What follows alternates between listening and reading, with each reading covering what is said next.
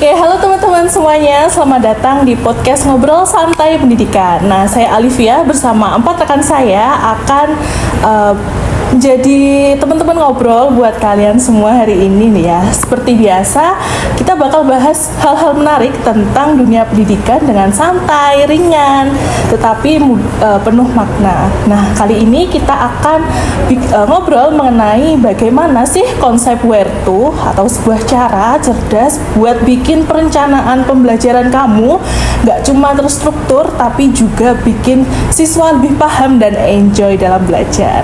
Nah, daripada aku cerita sendiri nih, kita udah kedatangan bintang tamu spesial, seorang guru hebat dari SMKN Dewan Jiwan yang sudah menerapkan konsep ini di dalam pembelajarannya. Nah, langsung saja yuk kita sambut Ibu Kusnul Hidayati. Selamat siang Ibu. Selamat siang Mbak. Ya, hari ini beliau akan bercerita, akan berbagi pengalaman soal bagaimana sih penerapan where to, kemudian untuk membuat perencanaan pembelajaran itu lebih asik dan efektif. Nah, kita bakal gali gimana sih implementasinya, kemudian dampaknya buat siswa di kelas itu seperti apa. Nah, jangan kemana-mana, langsung saja kita ke obrolannya. Silakan teman-teman, ada yang ingin bertanya nih kepada narasumber hebat kita, Ibu Kusnul Hidayati. Iya, ini pertanyaan pertama ya Bu yang ingin saya tanyakan. Iya. Di pembelajaran Ibu, apa tujuan pembelajaran komputer akuntansi, terutama akhirat online, yang ingin dicapai dalam kelas yang diampu Ibu? Oke. Ini konsep where to yang pertama Bu, yang gitu. W. Iya, oke, terima kasih sebelumnya Mbak. Kalau kita berbicara tentang perencanaan, memang sebagai seorang guru tupoksi kita awal memang kan yang pertama merencanakan, lalu kemudian melaksanakan dan kemudian mengevaluasi seperti itu. Dan perencanaan itu ternyata sangat penting di sini, sangat penting sekali gitu ya, sangat penting sekali agar pada saat kita di kelas kita nggak bingung karena kita sudah punya konsep yang jelas, punya alur yang jelas gitu. Nah, sekarang permasalahan berbicara tentang saya sendiri, seorang guru komputer akuntansi, tujuan utamanya kalau yang pada saat yang saya tertuliskan di modul ajar, yaitu adalah bagaimana siswa itu dapat yang pertama, dia dapat menginputkan yang namanya data-data awal perusahaan. Lalu kemudian setelah itu sudah selesai, dikatakan berhasil, kemudian lanjut ke berikutnya, siswa dapat menginput transaksi-transaksi dari kegiatan perusahaan itu, dan yang terakhir yang pastinya siswa dapat membuat laporan keuangan dari perusahaan tersebut. Seperti itu. Gitu. Iya. Jadi untuk penerapannya sendiri diusahakan pada saat kita membuat perencanaan, karena ini siswa kelas 12 SMK atau siswa SMK yang sudah masuk fase E dan fase F, maka kata operasional kerjanya diusahakan benar-benar kata operasional kerja yang tidak hanya menghafal, tetapi lebih kepada penerapannya, penganalisisannya, seperti itu. Bahkan nanti sampai pada create-nya bagaimana, seperti itu. Jadi dalam pembuatan tujuan pembelajaran juga harus ini ya Bu, memperhatikan KKO-nya ya Bu. Betul, iya. Kalau misalkan masih kelas-kelas yang fase-fase bawah, fase fondasi, oke, kita mengajarkannya, oh mungkin ini dia mengetahui, memahami. Tapi kalau sudah fasenya di atas, berarti kita harus paling tidak menganalisis. Seperti itu. C3 ke atas. Iya, betul. C3 ke atas. Jadi seperti itu. Gitu. Terkait kemampuan siswa sampai setelah pembelajaran bagaimana Ibu? Apakah sudah sesuai dengan tujuan dari yang Ibu buat? Oke, tentang masalah siswa, karena siswa itu beragam kan ya, kita siswa itu beragam, berbagai macam siswa, ada siswa yang dia sudah siap atau tidak, seperti itu. Jadi kita nggak bisa menyamakan semua siswa itu harus seperti ini, harus pada seperti ini, tidak, karena itu perlu yang namanya asesmen diagnostik, di mana kita harus tahu readiness, kesiapan dari siswa itu bagaimana ya, siap tidak dia mengikuti pembelajaran ini, diketahui siap atau tidak, paling tidak sudah membaca terlebih dahulu, dia ngerti terlebih dahulu. Kalau misalkan di kelas 12 ini dia tentang perusahaan dagang, paling tidak dia paham dulu perusahaan jasa itu seperti apa, seperti itu. Jadi kalau misalkan benar-benar siap di situ, oke, berarti kita berikan yang lebih dari siswa, istilahnya kalau misalkan kita menyebutnya pengayaan. Nah, bagi siswa yang belum siap, otomatis mau nggak mau kita harus menuntun mereka agar mereka benar-benar memahami pokok permasalahan, memahami materinya terlebih dahulu. Jadi di awal pembelajaran kita harus melakukan yang namanya assessment diagnostik untuk mengetahui mereka siap apa belum, apa yang sudah mereka ketahui, sehingga treatmentnya kita pada saat pembelajaran itu akan berbeda dari setiap anak dan setiap kelompok. Biasanya kalau saya itu kalau misalkan anak itu sudah dikatakan siap, dia mampu, biasanya nanti dan dia itu tenaganya nggak terbuang sia-sia, saya aja ini minta tolong ini temannya diajari jadi tutor sebaya. Jadi seperti itu, jadi tutor sebaya kan, karena terkadang ada anak itu pada saat aduh saya itu sudah paham loh, ini paham, wis ngerti, kenapa kok diajari lagi, takutnya dia kan mengganggu. Karena dia sudah paham, oke, kita ambil, kita jadikan tutor sebaya untuk teman yang lain, seperti itu. Jadi tenaganya dia nggak sia-sia gitu, nggak terbuang percuma, seperti itu. Terima kasih Ibu Husnul. Selanjutnya alasan memilih tujuan pembelajaran tersebut Bu Husnul. Apakah ada acuan tersendiri dalam menyusun tujuan pembelajaran? Oke, alasan memilih tujuan pembelajaran pastinya ada. Kita punya yang nama CP, capaian pembelajaran. Nah, dari situ di breakdown ke TP, di breakdown ke ATP. Jadi pada saat kita menentukan itu tidak asal, tetapi sudah ada CP-nya masing-masing. Seperti itu, gitu. Ya mungkin ada yang lain atau apa ini yang perlu kalau misalkan kakak-kakak, saya manggilnya kakak-kakak ya. Saya manggilnya kakak-kakak. Kalau mbak-mbaknya ini nggak ada masalah kan di dalam kelas? Aman. Alhamdulillah. Siswanya komunikatif kok Bu. Oke. Aktif semua. Iya, memang sejak awal kita harus punya perencanaan yang matang. Gitu. Misalkan dalam satu apa ya namanya ya? Dalam satu pembelajaran itu ada, misalkan kalau di produktif itu biasanya kan banyak, sampai 3 sampai 4 jam gitu ya. 3 sampai 4 jam pelajaran. Kita harus punya perencanaan yang baik. Oke, yang pertama kita buka. Oke, pembukaannya berapa menit, lalu berapa menit, sehingga pada saat di akhir itu kita benar-benar waktunya sudah habis, pembelajaran sampai dengan refleksi sudah kita lakukan. Seperti itu. Tujuannya kan biar runtut baik. Kalau misalkan kita nggak punya perencanaan, masuk kelas kita kan bingung.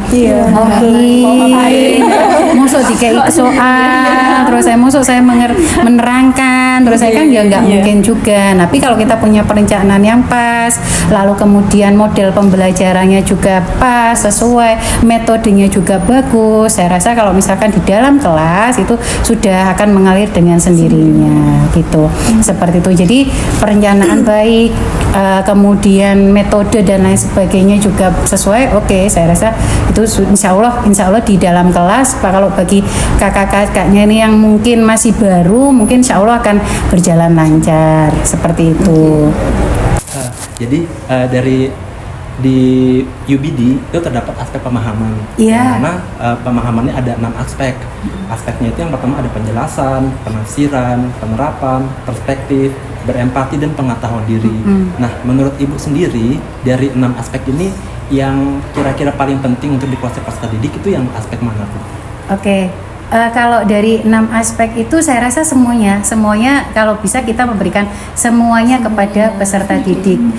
Dalam artian peserta didik itu ya dia harus mampu paham. Kalau misalkan dia paham, dia akan mengetahui semuanya. Atau maksudnya paham di dasarnya. Kalau misalkan di akuntansi, dia ngerti dulu yang termasuk aset lancar, aset tetap, dan lain sebagainya kan. Karena kan kalau kita ngomong pembelajaran akuntansi kan terus kan beruntun terus di dasarnya dia harus benar-benar kuat. Nah, kalau misalkan mana yang lebih itu kalau misalkan tingkatan SMK fase E dan F itu saya rasa adalah penerapan di mana dia mampu melakukan pekerjaan secara project gitu ya. Ada studi kasus, ada kasus tentang misalkan tentang perusahaan ini transaksinya seperti ini, dia mampu mengerjakan mulai dari pembuatan jurnal sampai dengan laporan keuangan, dan itu kan diterapkan lah. Tapi bukan berarti yang lain ya sudah kita abaikan, tidak, semuanya tetap. Tapi tadi kan pertanyaannya kan mana yang lebih penting? Nah, itu lebih ke penerapan kan, karena kalau kita berbicara anak-anak SMK kan Mbak, itu kan anak-anak SMK kan kalau bisa setelah ini dia bekerja, ya kan? Dia bekerja, dia mampu untuk bekerja. Nah, karena itu kita nggak cuman di teori, mungkin kalau misalkan mbak-mbaknya lihat itu kan di sampingnya labnya SMK Donjewan itu kan lab AKL-nya SMK Donjewan kan ada untuk mapel pilihan ya. Di situ ada boga, ada busana gitu ya. Jadi anak-anak nggak cuma sekedar teori ngitung duit tapi gak ono duitnya enggak. Ternyata ada kolaborasi dari Bapak Ibu guru produk kreatif dan juga Bapak Ibu guru produktif akuntansi, gimana anak-anak itu mulai diajarkan awalnya paling tidak membuat makanan. Nah, ini bahannya apa aja ditulis, kemudian tenaga kerjanya bagaimana tetap ditulis. Nah, kalau sudah dilakukan pemasaran kan gitu kan, pemasarannya bagaimana, ini dia laku sekian, berarti kita punya laba sekian ya, nggak berhenti pada laba sekian. Oke, kalau gitu labanya kita konsumsikan nggak, tapi diajari juga laba sekian itu berarti nanti berapa persen nanti disimpan untuk pengembangannya, berapa persen disimpan untuk nanti dibagikan ke orang-orang yang sudah memberikan istilah modalnya untuk kita. Nah, itu loh yang dimaksud dengan penerapannya. Jadi biar nggak berhenti sampai pada masalah teorinya saja. Secara teori kita tetap mengerjakan kasus-kasus yang ada, tetapi benar-benar realnya adalah penerapannya seperti itu, sederhana. Tapi kalau misalkan diajarkan terus-menerus, insya Allah anak-anak kan mesti paham seperti itu. Jadi nggak cuma memahami aja, tetapi ya siswa SMK juga bisa menguasai bagaimana implementasinya, penerapannya gitu ya. Iya, betul. Karena kan mau nggak mau SMK itu BMB, itu bekerja, melanjutkan dan wirausaha. Siswanya BMB padahal gurunya belum punya BMB. Oh iya Bu, dari penerapan tadi, kriteria penilaian yang digunakan itu seperti apa Bu untuk menilai pembelajaran komputer akuntansi, terutama akurat online? Oh ya, kita balik lagi ke yang komputer akuntansi akurat online ya. Kriteria pembelajaran, penilaiannya. Itu kalau misalkan yang di tempat saya sendiri, yang pertama dia mampu menginputkan data perusahaan dengan benar. Oke, itu kalau misalkan itu sudah benar, biasanya kalau kita di asesor itu diuji kompetensi itu sudah dicentang kompeten. Lalu dia bisa menginputkan data-data transaksi perusahaan dengan benar. Terus yang ketiga dia bisa membuat laporan keuangan dengan benar. Nah, itu adalah bersifat keterampilan yang bersifat yang bersifat dalam artian keterampilan yang benar-benar menurut dia pribadi gitu. Tapi kita nggak lepas juga sama yang namanya performan pekerjaan gitu. Itu untuk pengetahuan dia ya, itu tadi ya, menginput dengan benar dan menghasilkan laporan keuangan dengan benar, itu untuk pengetahuannya. Sedangkan untuk performan untuk pekerjaannya sendiri itu diusahakan yaitu adalah dia kalau misalkan di formnya uji kompetensi itu dia dapat menjaga dirinya dengan baik dalam artian keselamatan kerjanya pada saat dia nginput menggunakan pakai komputer, nggak ada namanya makanan dan minuman di situ dengan tujuan takutnya kalau minumannya jatuh kena listrik akhirnya berbahaya, lebih ke keselamatan kerjanya. Lalu bagaimana pada saat dia mengerjakannya, duduknya tegak gitu ya, lurus seperti itu, nggak berhenti sampai di situ. Pada saat dia selesai menggunakan peralatannya, apa yang dilakukan? Mematikan, lalu kemudian merapikan monitornya. Mematikan pun harus ada step-stepnya, nggak boleh langsung dicabut gitu kan, enggak kan, disimpan dulu, di shutdown, lalu dimatikan seperti apa. Lalu keyboardnya, kalau misalkan menggunakan keyboardnya ditaruh di tempat tempat yang benar, monitornya ditata, lalu kemudian kursinya itu juga ditata, dikembalikan lagi. Nah, seperti itu. Jadi berhentinya tidak hanya pada oh ya sudah laporan keuangan sudah jadi betul 100 nilainya, tidak, tetapi bagaimana performa dia pada saat bekerja. Karena yang dipentingkan di sini adalah budaya industri sampai dia benar-benar selesai mengerjakan pekerjaan itu, sampai dengan bagaimana dia maintain, merawat peralatannya dengan baik, sampai seperti itu. Bahkan sampai lagi pada saat bagaimana dia kalau misalkan di model terkadang itu di model seperti ini, seperti apa ya, seperti istilahnya apa namanya, kita saling ketemu, istilah ini bagian penjualan, ini bagian pembelian, ini bagian apa namanya, ini bagian yang memasukkan data. Nah itu seperti itu payroll istilahnya, apa ya istilahnya ya, bermain game, role play sampai payroll, role play seperti itu. Bagaimana caranya dia itu bekerja sama dengan temannya, seperti itu. Jadi nggak berhenti pada hasilnya saja, tapi sampai pada tindak lanjut terakhir penggunaan alat dan bagaimana cara bekerja sama dengan temannya. Jadi kognitif, afektif, psikomotornya sudah dapat semua, seperti itu. Iya. Oke, Bu, lanjut. Teman-teman ini minta tips dan trik bagaimana itu mengelola kelas dengan baik, terus siswa biar tertarik dengan pembelajaran kita itu bagaimana, Bu? Oke, tentang pengelolaan kelas dengan baik itu saya rasa setiap Bapak Ibu guru itu punya cara-cara tersendiri gitu ya.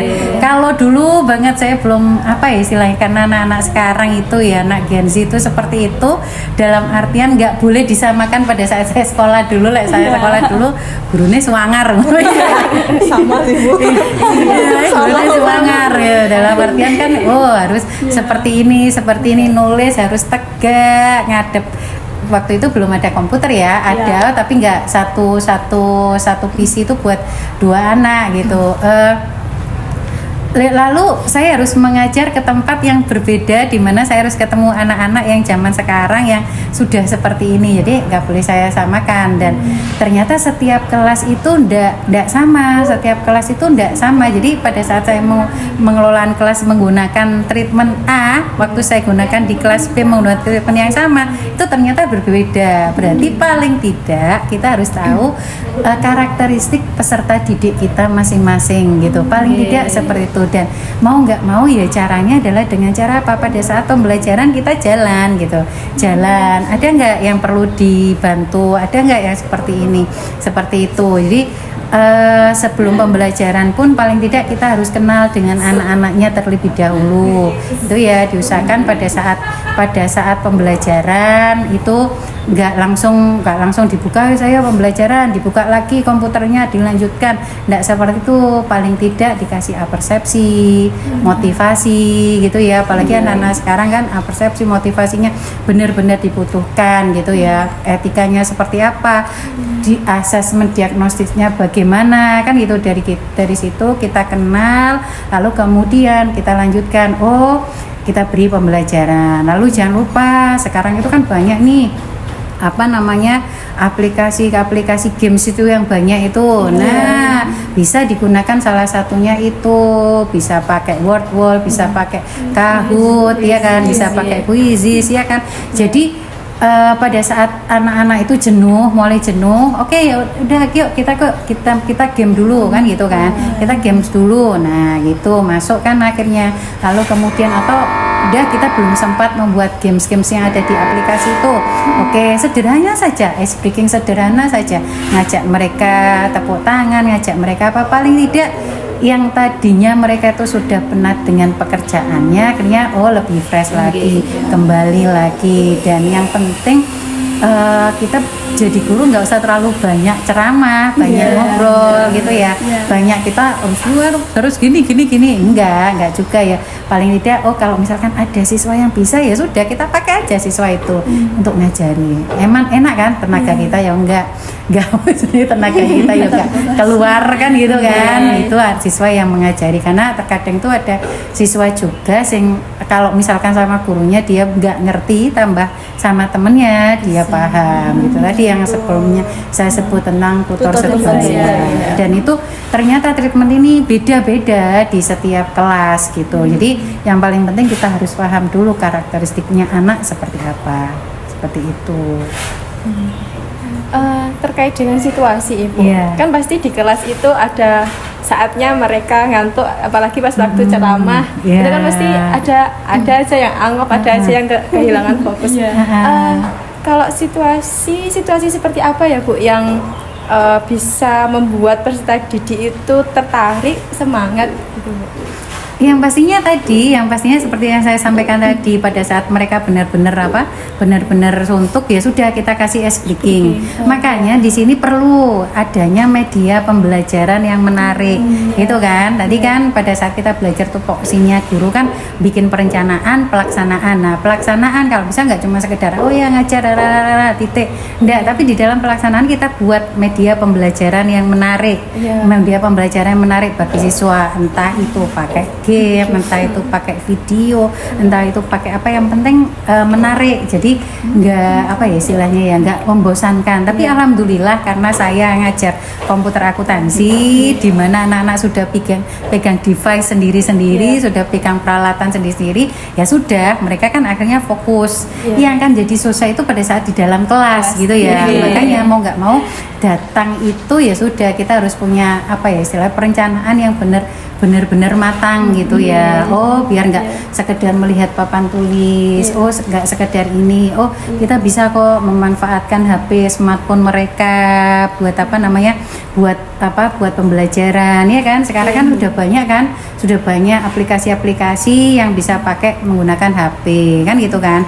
Nah nanti misalkan contoh Kahoot sederhana berkelompok, dia kan akan seneng gitu kan, seneng. Oke, kalau sudah seneng ya kembali lagi ke hal yang serupa kan gitu kan. Gitu. Jadi biar nggak sepaneng juga kan gitu, kitanya sendiri juga punya perform yang baik. Terus saya rasa kalau misalkan sudah belajar di SMK itu siswanya boleh loh misalkan dia diberikan suatu materi, diberikan suatu kasus, didiskusikan, lalu mereka disuruh presentasi kan seperti itu kan. Nah seperti itu, jadi nggak monoton dari kita terus siswa harus mendengarkan kan, enggak seperti itu gitu. Berarti situasi yang menarik yang meningkatkan motivasi itu perlu di maintain baik-baik ya. Iya benar, harus. Dan mau nggak mau kita sebagai guru ya harus pintar-pintar sendiri gitu. Karena pada saat siswa saya tuh pernah merasakan dulu banget awal-awal jadi guru, saking seneng-senengnya masih muda-muda awal jadi guru kan kita ngasih media pembelajaran. Terus jadi siswa seneng diajak kuis, tapi waktu itu masih manual, belum kenal aplikasi-aplikasi yang ada, masih pakai kuis-kuis sederhana yang saya nyontoh di TV, tebak kata, terus kayak Family 100 saya ajak saya ajak seperti itu siswanya. Nah suatu saat saya nggak masuk gitu, pas waktu itu saya nggak masuk, besoknya dicari, Bu kemarin kamu nggak masuk gitu rasanya. Alhamdulillah ternyata mereka seneng ya sama saya, sampai saya nggak masuk dicari. Kan jangan sampai bu gurunya nggak masuk ya anak-anak, alhamdulillah ojo lah kan gitu kan. Tapi pada saat kita nggak masuk dicari satu alhamdulillah ya Allah ternyata mereka nyari ya. Nah dari situ benar, dari situ akhirnya saya mikir oh iya berarti harus seperti ini. Kadang belum sempat masuk, Bu nanti kuisnya apa Bu? Oh iya ya, jadi maksudnya saya senang termotivasi dari situ gitu. Waktu itu karena pembelajaran di kelas ya sudah, karena di kelas berarti harus benar-benar istilahnya benar-benar variasi. Kalau di lab kita mau bervariasinya ya alhamdulillah sih sudah ada peralatannya itu tadi kan. Jadi ya sudah di device-nya ya sudah, anak-anak lebih ke situ. Bahkan kan kalau di sini kan rata-rata komputernya sudah nyambung itu di internet. Jadi kalau kita mau ngasih apa-apa yang lewat HP, lewat komputer kan akan jauh lebih mudah gitu. Seperti itu. gitu. Selanjutnya Bu, kan di komputer akuntansi ini kan pada awalnya itu tidak langsung ke praktek, tapi ada teori-teorinya.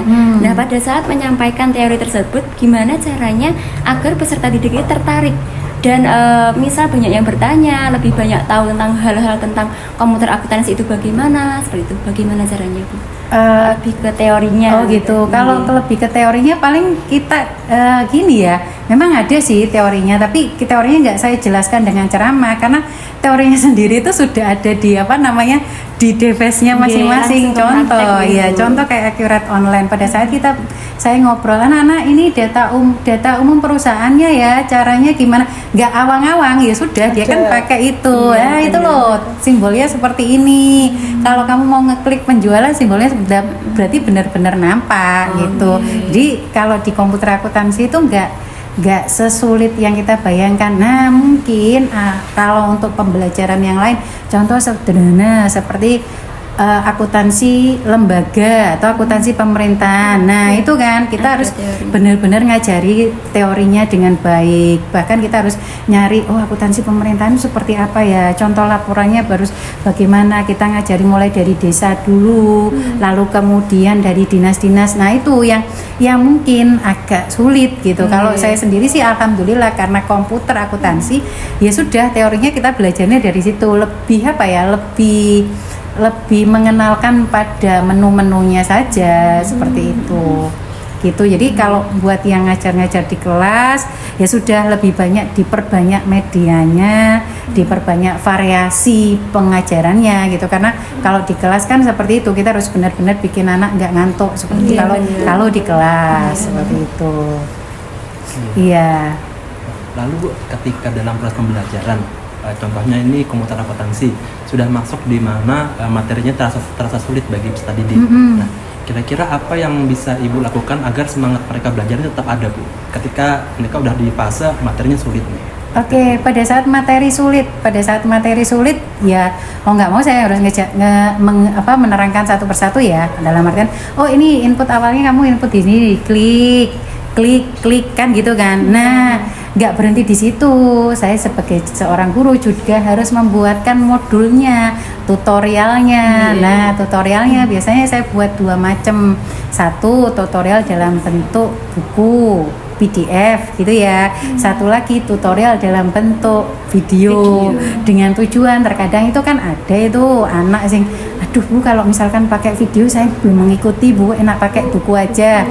Kan saya ini terkadang juga ada anak juga yang aduh Bu, nggak ada suaranya Bu. Lah kan karena kan kecerdasan mereka kan beda-beda, gaya belajar mereka beda-beda. Nah itu loh, makanya kita perlunya belajarnya di situ. Pada saat materi sulit, kita terangkan, tapi nggak berhenti kita menerangkan titik gitu, enggak, tapi kita juga berikan media kepada mereka sehingga pada saat ketemu lagi soal seperti itu, mereka paham, saya harus jalan seperti ini gitu. Seperti itu. Terus kemudian kan dalam proses pembelajaran pasti ada yang terasa sulit bagi siswa gitu ya Bu. Nah kadang ada siswa yang takut buat coba ngeklik terus takut buat bertanya. Itu kira-kira menurut Ibu ada hambatan yang seperti apa gitu Bu dari siswanya? Iya, terkadang itu memang terkadang itu ada siswa yang dia tuh pegang device itu gak apa-apa gak meledos gak apa-apa gak meledos, kamu tuh klik aja itu. Tapi dulu ya, dulu banget gitu pada saat saya ngajar mayap dulu. Tapi sekarang dengan anak-anak sekarang itu saya rasa anak-anak sekarang itu lebih trial and error, lebih banyak mencoba. Jadi kalau yang dulu ya pernah saya seperti itu. Jadi mungkin karena ketakutan atau mungkin sayanya sendiri waktu dulu beberapa tahun yang lalu, 5 atau 6 tahun yang lalu, sayanya sendiri juga nggak mau saya belum berkembang, belum mengupdate diri saya itu. Kok salah sih, makanya tuh hati-hati. Akhirnya kan siswa nggak berani kan, seperti itu nggak berani. Nah dari situ saya akhirnya dengan perkembangan zaman banyak video-video tutorial yang harus saya ikuti. Saya lihat saya ikut berbagai macam diklat bagaimana ternyata nggak boleh seperti itu ya, dengan siswa itu tidak boleh seperti itu. Pada saat mereka salah ya sudah kita tunjukkan kesalahannya, seperti itu, nggak boleh langsung itu saya dulu dan saya belajar dari sini akhirnya oh enggak, kalau misalkan ada yang seperti itu, ada siswa yang seperti itu, ya sudah kita dekati, enggak apa-apa loh kamu tuh nyoba enggak apa-apa loh, karena kalau pada saat kita menggunakan aplikasi bukan berarti pada saat salah kita harus salah, enggak, kita bisa mengulangi lagi gitu ya, istilahnya kita bisa ngedit, kita bisa delete kan gitu kan. Jadi nggak perlu ada yang ditakutkan. Jadi peran kita sebagai guru sendiri kalau bisa ya jangan menakut-nakuti anak. Kalau bisa pada saat mereka salah ditunjukkan kesalahannya bagaimana. Terus kita dekati, ditanya, kamu ngerti nggak? Terkadang ya itu tadi balik lagi di awal, pada saat terkadang ada anak yang kurang nyaman dengan bapak ibu guru, kurang nyamannya dalam mungkin dia takut atau bagaimana, makanya itu tadi ada tutor sebaya ya kan, ada temennya yang mungkin dia pada saat di temennya dia bisa berani berbicara kan seperti itu. Jadi kita nggak bisa memaksakan anak harus paham, harus seperti ini, enggak, karena setiap anak itu punya latar belakang yang berbeda seperti itu. Yang pastinya kita bagi guru ya harus memahami perbedaan seperti itu gitu. Lanjut saja Mbak. Iya. Oh ya, ini Bu Kusnul, saya pengen tahu cara-cara Bu Kusnul itu untuk melibatkan siswa itu agar aktif, utamanya itu untuk mengeksplorasi ide-ide mereka atau solusi untuk mereka dalam pada saat mereka itu dihadapkan pada sebuah permasalahan. Oke. Biasanya kalau seperti itu tuh biasanya awal-awalnya saya terkadang ini kita bikin salah gitu ya, terkadang bikin salah gitu. Ini salah, terkadang kan anak siswa, loh Bu itu salah Bu ya, padahal terkadang itu ya kita terkadang bapak ibu guru salah itu, beliau itu bukan berarti salah karena nggak tahu tapi salah pingin ngerti siswanya seperti apa responnya. Oh kalau mereka merespon dengan baik, berarti ya sudah. Terus tentang permasalahan bagaimana cara mengatasi dan lain sebagainya, ya berarti di sini kita ngasih problem gitu, kita ngasih problem ke anak gitu ya. Kita istilahnya kalau di pembelajaran berarti problem based learning ya kan. Di model pembelajaran kita ngasih problem ke anak, dia bisa nggak menyelesaikan, tapi dikasih problem, dikasih kasus, sudah ini diselesaikan, udah kita tinggal, enggak, tetap kita dampingi. Nah terkadang ada anak yang menyelesaikannya seperti ini A, B, C, D, enggak apa-apa, pada saat di akhir dilakukan refleksi pembelajaran, itu kita sampaikan kalau misalkan solusinya A itu berarti nanti kelemahannya ini, kalau solusinya B itu nanti seperti ini, solusinya C seperti ini. Jadi dari situ mereka akan tahu dari solusi yang ada, kalau misalkan ada kelemahan, oh nanti bisa diantisipasi seperti apa, seperti itu gitu. Iya. Berarti untuk apa ya Bu, meningkatkan pemahaman peserta didik itu penting banget ya Bu, menjadi grand besarnya di dalam pembelajaran. Iya, harus sepaham, dan itu kita nggak boleh sendirian, kita harus bekerja sama dengan bapak ibu guru yang lain gitu. Kita nggak boleh sendirian, makanya kan pemerintah ada istilah, ada komunitas belajar ya kan, ada MGMP kabupaten, MGMP sekolah kan gitu. Dari situ biar kita nggak sendirian gitu. Kalau misalkan kita bapak ibu guru sendiri nggak mau kolaborasi dengan yang lain, wah ya susah kan gitu. Tetap harus pemahaman harus diberikan kepada siswa, benar, tetapi harus bersifat komprehensif, bersifat menyeluruh, dan biar bisa menyeluruh semua bapak ibu harus bekerja sama dengan baik gitu. Jadi contoh kalau misalkan di akuntansi, pada saat di akuntansi itu misalkan di komputer akuntansi materinya nggak cuma tentang penjualan dan pembelian loh, tapi terkadang ada loh masuk yang namanya saham, bagaimana pembagian dividen saham loh ya kan, harus paham dulu akuntansi keuangannya kan gitu kan. Terkadang itu ada soal, oh bagaimana dengan kas kecil, oh harus paham dulu tentang kas kecilnya kan seperti itu. Makanya harus benar-benar nanti kalau misalkan panjenengan sudah jadi guru harus benar-benar saling koordinasi, saling ngobrol bagaimana ya yang terbaik kan seperti itu. Jadi kita nggak bisa loh berdiri sendiri, itu nggak bisa, kita harus punya komunitas yang baik seperti itu gitu. Kalau untuk meningkatkan pemahaman sendiri Bu, apakah ada tambahan kegiatan seperti pemberian pekerjaan rumah mungkin, atau kita ada kegiatan di luar kelas, katakanlah mengunjungi industri-industri yang ada di sekitar sekolah gitu, Bu. Iya, kalau untuk meningkatkan pemahaman kan biasanya kan kalau misalkan kalau ada ini ada satu quote ini. Kalau dengan mendengarkan kita dapat 10% dari ilmu, ya kan? Dengan mencatat kita dapat 50%-nya. Tapi dengan kita melakukan berarti kita sudah dapat seluruhnya, kan gitu.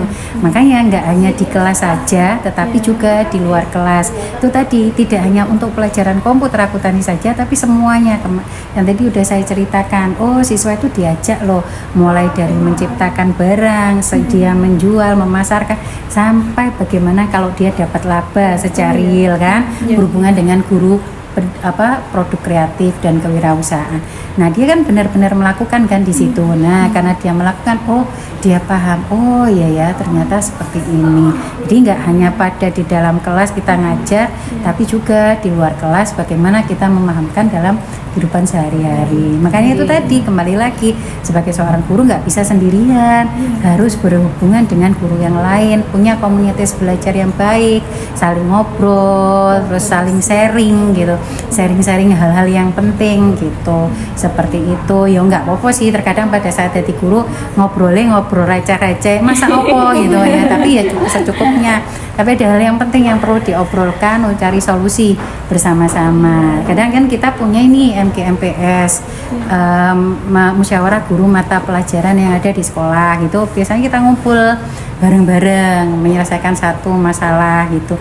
Oh, punya media pembelajaran ini, oke boleh ya saya pakai. Oh iya silakan dipakai. Nah seperti itu. Oh ini anak ini kelihatannya anak ini butuh loh. Dan nggak hanya guru mata pelajaran, kita juga melibatkan guru BK-nya seperti itu gitu. Selanjutnya gini Bu, strategi yang digunakan agar peserta didik ini bisa mengevaluasi atau merefleksikan pemahamannya dari ide-ide atau materi-materi yang sudah didapat itu seperti apa Bu? Biasanya tuh kita kan melakukan refleksi tuh tiap akhir pelajaran, kamu paham tidak? Nah kita mengulangi lagi. Jadi pada saat pembelajaran itu sudah selesai, udah ya selesai ya kita berdoa ya silakan pulang, nggak seperti itu, tapi diulangi lagi. Yang kita pelajari tadi apa? Mereka menyebutkan, tahu nggak itu kenapa? Mereka menyebut dengan bahasa yang apa ya, yang lebih non formal, dalam artian lebih biasa aja, nggak usah apa yang kamu ketahui. Nanti mereka nggak itu, jadi ngobrolnya biasa aja.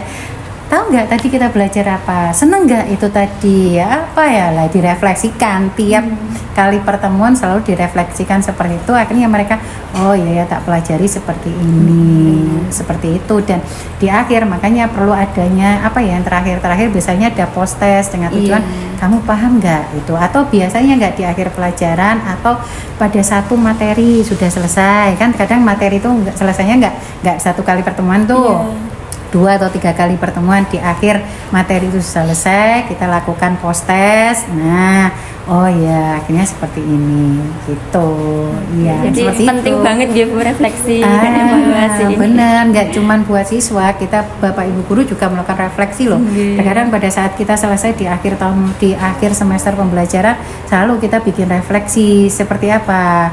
Oh siswanya seperti ini, oh ini itu. Jadi biar pada saat di tindak lanjut berikutnya kita sudah paling tidak punya datanya, harus melakukan seperti apa. Di penelitian tindakan kelas kan pun seperti itu kan, iya kan? Ada perencanaan, pelaksanaan, refleksi. Dari refleksi itu bukan berarti refleksi ini wes dijarno dibuat gitu, enggak. Tapi dasarnya kita untuk bikin perencanaan lagi, perbaikan lagi di siklus berikutnya. Kan seperti itu kan? Ya. Iya. Lalu untuk strategi yang Ibu terapkan sendiri agar kinerja peserta didik ini tuh meningkat menggunakan hasil refleksi ataupun masukan dari Ibu, itu apa strateginya? Strategi yang saya gunakan biar anak-anak biasanya gini, setelah pembelajaran itu ya udah besoknya kita ketemu lagi tuh. Kita tanya gitu, gimana yang kemarin ada tugas, ada apa namanya, ada yang perlu didiskusikan, ada yang perlu ditanyakan, nah seperti itu, atau ada yang perlu disaringkan. Kalau misalkan mereka benar-benar paham, ya sudah kita lanjut. Oke, kalau gitu materi berikutnya kita masuk ke pembelian. Kalau misalkan ada lagi nggak yang perlu disaringkan, biasanya sebelumnya kita kasih tuh anak-anak apa namanya kayak semacam apa ya kasus kalau misalkan model seperti ini saya harus mengerjakannya bagaimana seperti itu. Jadi terus ditanyakan di awal pembelajaran, istilahnya kita di awal pembelajaran itu mengulangi lagi itu loh pembelajaran yang sebelumnya seperti apa, kan seperti itu. Oh iya, jadi caranya Ibu untuk mendorong peserta didik untuk gimana Ibu merefleksi pembelajaran dan performa itu dari tadi ya Bu, gimana ditanya kesulitannya apa, kemudian gimana sih kita apa ya Bu kayak sharing kesulitannya, terus diberikan solusi gitu ya Bu untuk meningkatkan refleksinya. Benar, kalau bisa kita jadi guru, jadi coach itu dalam artian kita mendengarkan dari mereka, sebenarnya juga yang menyelesaikan mereka. Kita cuma cukup mendengar dan menggiring seperti itu, harusnya seperti itu. Jadi solusinya bukan dari kita, sebenarnya solusinya dari mereka sendiri. Jadi guru sebagai fasilitator dan pendamping gitu ya Bu. Betul, iya. Jadi kalau dulu banget pada saat saya sekolah itu guru salah satunya sumber ilmu, wes pokoknya guru nih. Sekarang kan nggak seperti itu. Sekarang banyak mereka dapat banyak dari manapun kan gitu kan, dapat banyak dari manapun. Di sini kita perannya, oh kamu dapat banyak dari manapun, tapi dilihat dulu sing bener sing di kan gitu kan, yang bener yang mana, yang memudahkan yang mana, yang nanti efek sampingnya nggak terlalu besar yang mana kan gitu, seperti itu. Lanjut ya Bu. Pakai dong. Iya. Iya, gak apa-apa banget guyon. Iya. Ceritanya ngobrol santai ya Bu. Iya. Ya, Bu. Bagaimana cara Bu Kusnul itu untuk membimbing siswa dalam penilaian dan mengevaluasi diri mereka sendiri Bu? Oh ya, mengevaluasi diri mereka sendiri. Yaitu tadi biasanya saya tuh pernah sekali kok sama menit tadi guru kok pernah sekali. Ya, saya itu pernah lah, nggak sekali ya banyak lah. Itu ngasih apa namanya waktu itu kerjasama sama BK kalau nggak salah. Waktu itu kerjasama sama BK untuk pengenalan diri.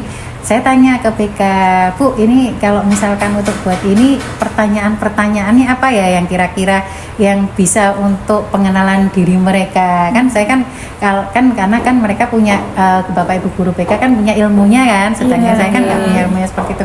Oh ya Bu, ditanyakan ini Bu, ditanyakan tentang hal-hal yang mereka sukai, ditanyakan tentang hal-hal yang tidak mereka sukai, alasannya kenapa, seperti itu. Dan alhamdulillah respon anak-anak itu bagus gitu. Oh ini loh yang mereka nggak sukai dan mereka sukai. Dari situ, oh berarti kamu kalau sudah seperti ini, berarti besok-besok lagi harus melakukan yang lebih baik ya. Seperti itu. Jadi pendekatannya lebih ke pendekatan personal, lebih ditanya. Dan itu balik lagi, kita kan kalau saya punyanya ilmu hanya pada di akuntansi dan pedagogiknya, sedangkan psikologinya mungkin saya harus banyak belajar kan gitu.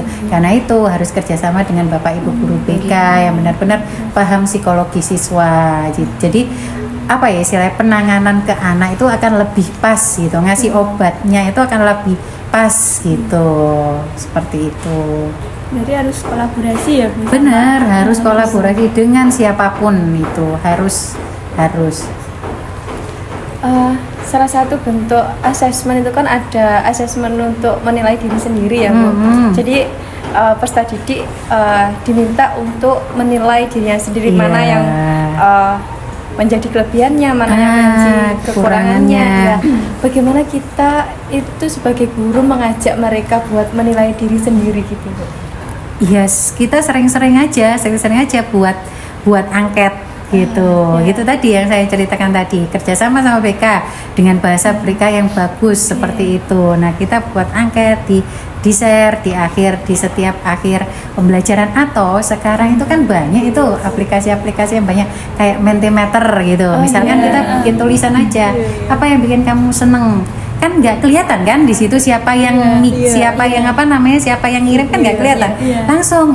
Kan tampilannya juga bagus kan. Nah seperti oh ini pada saat sebelum pembelajaran. Jadi seperti biasanya waktu bikin materi pada saat sebelum pembelajaran. Oh iya, ini kalian nggak seneng ya kalau seperti ini. Kalau nggak seneng pada saat dicuekin, ya berarti pada saat saya mengajar jangan dicuekin ya. Nganu ya. Oh kalian nggak seneng ya, maksudnya waktu itu apa yang tidak kalian sukai, misalkan ada apa yang dari orang lain yang tidak kalian sukai, misalkan cuek, terus apa tidak memperhatikan, terus apa gitu. Nah dari situ nanti saya kembalikan lagi ke mereka, kalau kamu nggak seneng sini kan ya berarti jangan seperti ini. Oh iya ya berarti benar. Nah itu kan kalau sekarang itu alhamdulillah sih, karena kita banyak aplikasi banyak aplikasi yang bisa kita gunakan, akhirnya ya sudah kita gunakan, kita manfaatkan aja itu untuk pembelajaran. Toh anak-anak kalau di SMK kan sudah boleh bawa HP itu, ya sudah dipakai aja seperti itu, asalkan pemanfaatan HP-nya benar-benar digunakan dengan baik saat pembelajaran. Nah mau nggak mau kita harus benar-benar mengikuti perkembangannya seperti itu, apalagi mbak-mbaknya yang masih muda gitu ya, harus diikuti, karena saya sendiri aja ya mengikuti, oh ya harus seperti ini gitu. Iya. Selanjutnya gini Bu, bagaimana caranya membantu peserta didik untuk melihat bagian-bagian mana atau materi-materi mana yang perlu perbaikan. Tadi kan kita istilahnya merefleksikan gitu, pemahaman saya sampai sini, terus kemudian gimana cara guru itu untuk membantu agar peserta didik bisa melakukan perbaikan gitu. Biasanya untuk melakukan perbaikan ya, kalau dulu itu ada istilahnya remedial, diremedi pada saat di tempat-tempat yang nilainya kurang gitu. Nggak apa-apa pada saat di komputer akuntansi sendiri pun pada saat dia nggak bisa di bagian apa, nggak apa-apa, di kita ajarkan seperti itu gitu. Di dalam kelas itu kan karakteristik peserta didik kan pasti beda-beda Bu. Iya. Baik dari belajar, kemampuan awalnya. Nah itu ada nggak Bu cara Ibu untuk menyesuaikan pembelajaran sesuai dengan karakteristik mereka masing-masing? Tadi yang sudah saya sebutkan tadi, kita lakukan asesmen diagnostik, asesmen diagnostik dalam artian dia sudah siap belum, dia gaya belajarnya seperti apa, kan gitu kan, dia gaya belajarnya seperti apa. Dan kita sebagai guru nggak perlu kok mengkotak-kotakkan, gaya belajarmu auditori, berarti nanti kamu pakainya medianya ini. Kita berikan aja semua medianya, entah itu flip modul, entah itu video, entah itu game, diberikan semuanya, terserah mereka mau ngambil yang mana, kan gitu kan. Jadi seperti itu akan jauh lebih mudah. Jadi pandai-pandainya kita bikin media pembelajaran yang semuanya untuk mereka gitu, tinggal mereka aja yang. Dan sekarang nggak harus kok, maksudnya dalam artian harus benar-benar bikin itu kan enggak kan. Sekarang sudah banyak aplikasi kan. Nah itu aja kita gunakan, kita manfaatkan. Yang penting mainnya dalam artian otaknya itu dari kita gitu, pertanyaannya dari kita, modulnya dari kita, video pembelajarannya kalau bisa ya ada wajahnya kita, jadi biar benar-benar bagus gitu, seperti itu. Nah kemudian kalau ada perubahan atau ketidaksukaan dari rancangan pembelajarannya Ibu, kemudian dengan karakteristik yang berbeda-beda, kemudian langkah-langkah yang Ibu gunakan dalam gimana Ibu mengatasi kalau ada yang peserta didik itu nggak suka seperti ini, nggak suka pembelajaran yang ini, dengan berbagai macam karakteristik peserta didik itu gimana Bu proses pembelajaran yang akan dilakukan?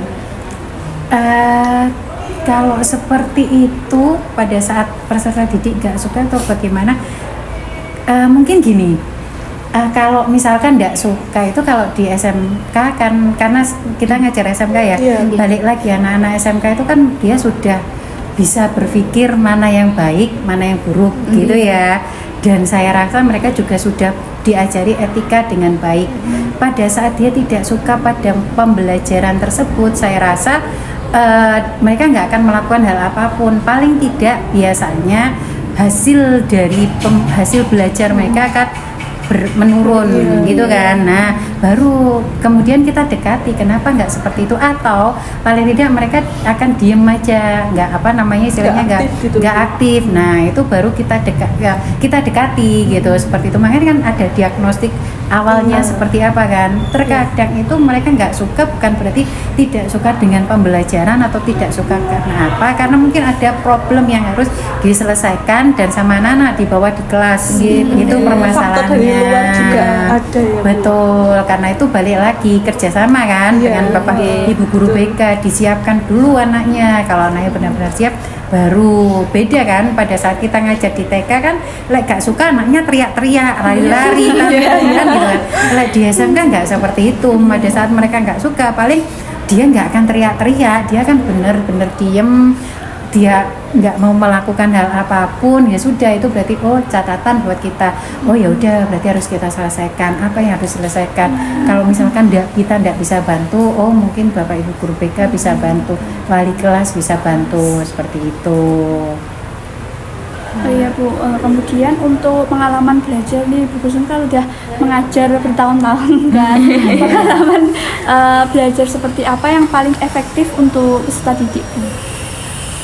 Yang paling efektif biasanya ngajar selama 18 tahun. Sudah lahir belum ya? Sudah ya. Saya tuh ngajar mulai tahun 2005 waktu itu ya, 2005 dengan banyak karakter yang berbeda.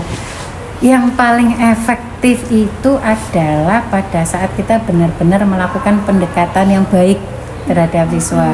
Kita akrab, kita dekat dengan baik dengan mereka, terus kemudian mengajak mereka berdiskusi. Itu saya rasa paling efektif. Satu, paling tidak mereka seneng dulu sama sayanya, seneng. Nah, untuk biar mereka seneng ya paling tidak kita harus berbuat yang baik, memberikan contoh yang bagus gitu. Karena kok alhamdulillah yang diajarkan anak cewek itu lebih mudah untuk lebih mudah untuk mengambil hati mereka gitu kan ya. Kalau anak cewek kan lebih mudah untuk mengambil hati mereka, dipuji wah ayune ngono wis seneng ya mereka Mas Bayu ngajar ngono Mas itu sekali gitu kan, ada langsung semangat akhirnya ada saya aja yang bilang gitu, kamu cantik sekali, oh iya Bu gitu, akhirnya seneng gitu, mereka seneng. Terus kemudian benar-benar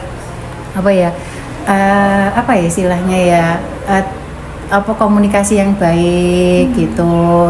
Ya wajar lah, misalkan kita marah itu wajar banget, tapi kan bukan yang terlalu berlebihan seperti itu. Terus yang paling efektif adalah pada saat ini, saya tuh paling senang pada saat pembelajarannya kalau misalkan menggunakan komputer akuntansi itu biasanya saya panggil anak-anak yang sekiranya mampu, tak ajari dulu. Nanti minggu depan Bu Kusul ngajarinya ini ya, ini kamu harus ngerti loh ya. Iya Bu. Nah, pada saat pas pembelajaran, wes kamu nggak usah bingung punyamu ngerjakan tugasmu, ndak bingung ngajarono koncomu. Oh iya Bu, ya sudah. Saya harus effort ngajari anaknya itu dulu. Nah, pada saat pembelajaran anak itu saya sebar untuk ngajari teman-temannya yang nggak paham. Saya tetap berada di depan. Ini caranya seperti ini. Terkadang kan anak kan beda-beda kan. Ada yang cepat, ada yang enggak. Nah, fungsinya anak-anak ini tadi, yang asisten saya tadi mengajari anak-anak yang kurang gitu, yang lemah, istilah yang lemah. Nah, itu diajari seperti itu. Gitu. Jadi yaitu tadi yang paling efektif adalah satu, kita benar-benar dekat dengan mereka. Dua, kita mau kolaborasi dengan mereka. Sudahlah kalau sudah kerjasama dengan mereka dengan baik, kerjasama dalam artian mau mendengarkan, terus mereka kita ajak untuk jadi lebih jadi asisten kita, udah kita enteng, pembelajarannya akan jauh lebih mudah gitu. Ternyata seperti itu. Jadi istilahnya ya, lebih dekat aja dengan mereka seperti itu gitu ya.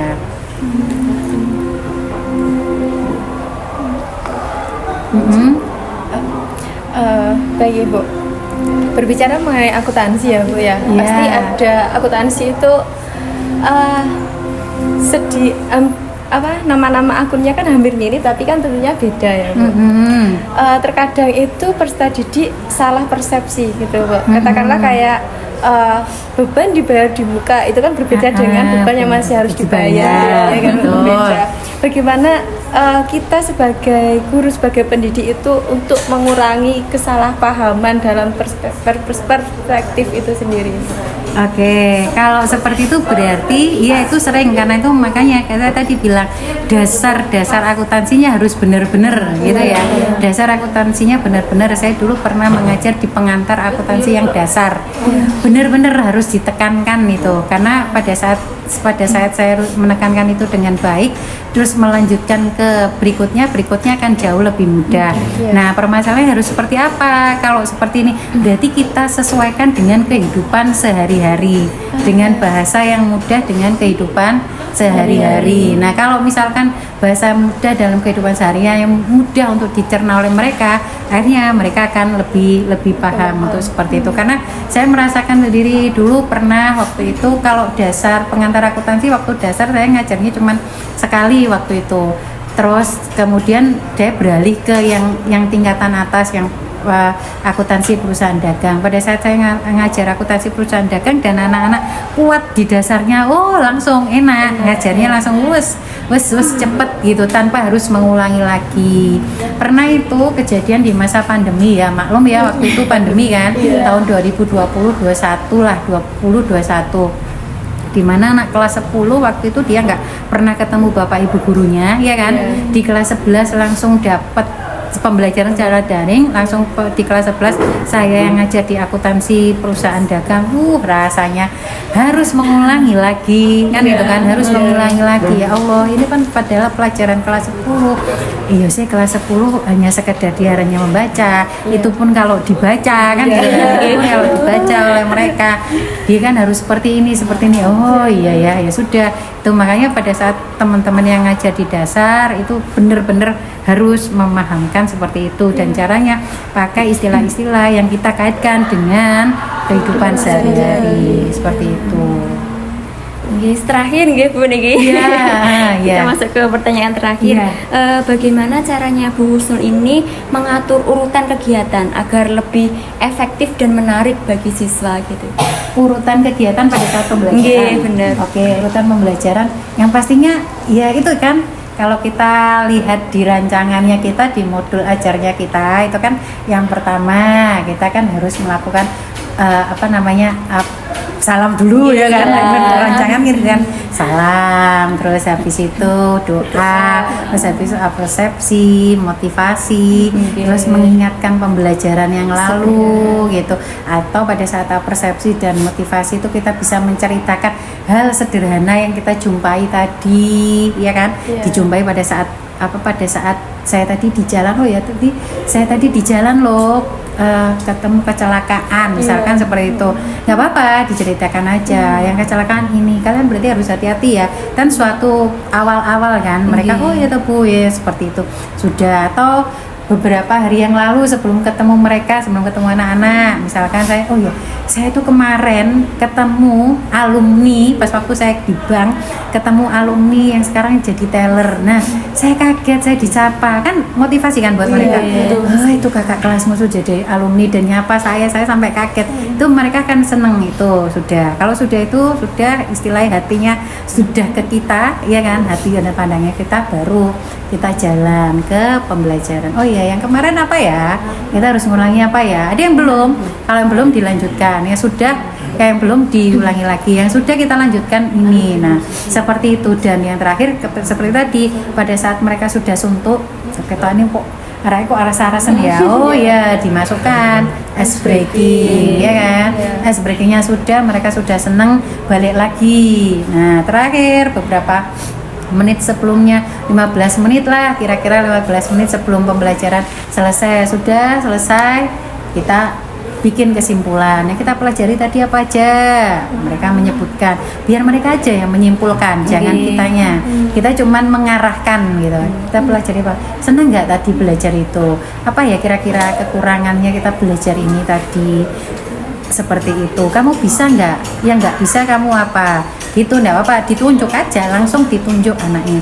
Sudah, kalau sudah ya sudah, dikasih motivasi, terus oke, minggu depan nanti dibaca modulnya ini, nanti minggu depan kita belajar ini. Ya sudah setelah itu ditutup. Seperti itu rangkaiannya. Jadi apa ya istilahnya, kita nggak usah terlalu banyak ceramah. Bukan berarti ceramah itu tidak baik, enggak. Metode itu semuanya baik asalkan kita menempatkannya pas sesuai dengan materi yang ada, kan gitu kan. Kalau memang metodenya, materinya memang harus diterangkan dan ceramah ya nggak masalah. Tapi bukan berarti kudu ceramah dari awal sampai akhir gitu, jangan. Gitu, seperti itu. Sangat banyak sekali ya Bu, apa ya yang kita bisa pelajari dari Ibu Husnul. Wah, sangat luar biasa. Ibu Husnul sudah kurang lebih 18 tahun ya Bu dalam dunia pendidikan. Terima kasih banyak Bu Husnul dari sharing-sharing pengalaman yang Ibu sudah lakukan dalam bagaimana sih pembelajaran yang menarik itu seperti apa, kemudian gimana caranya kita mengajak peserta didik untuk ikut aktif bersama kita dalam pembelajaran, seperti itu, sampai akhirnya peserta didik bisa melakukan refleksi pembelajaran, seperti itu Bu. Terima kasih Bu Husnul. Sama-sama. Semoga video ini bermanfaat buat teman-teman semuanya. Sampai jumpa di video selanjutnya. Bye bye guys.